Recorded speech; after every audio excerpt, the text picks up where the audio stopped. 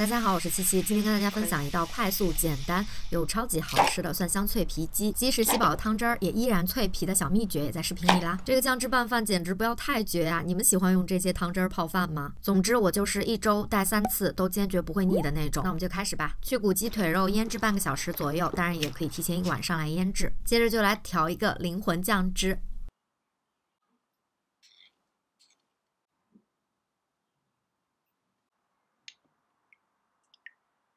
炸粉的比例就是面粉和淀粉1比1，这样它更加容易塑形，而且呢，在煎炸的时候也可以更好的包裹住肉里面的汁水。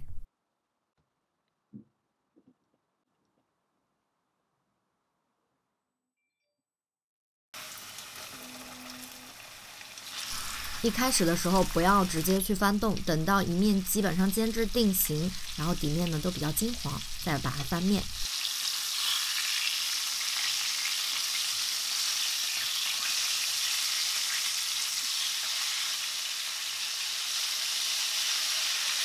接着就来做灵魂酱汁，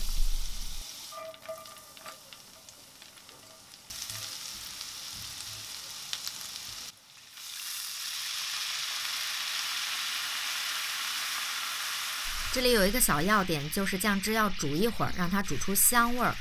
汤汁收浓的时候，再放入鸡肉，均匀的包裹住酱汁就可以了。这样的话呢，它的外皮还是非常酥脆的。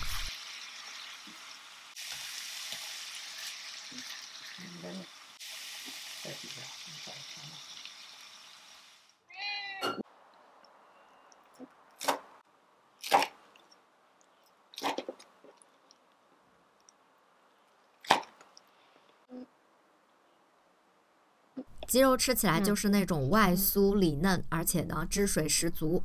总之我觉得挺好吃的，而且那个汤用来拌饭，简直就是哇！打工人午餐时间的小美好呀！也欢迎宝宝们给我种草一下你带不腻的菜是什么呀？也希望大家会喜欢，我们就下期见吧，拜拜。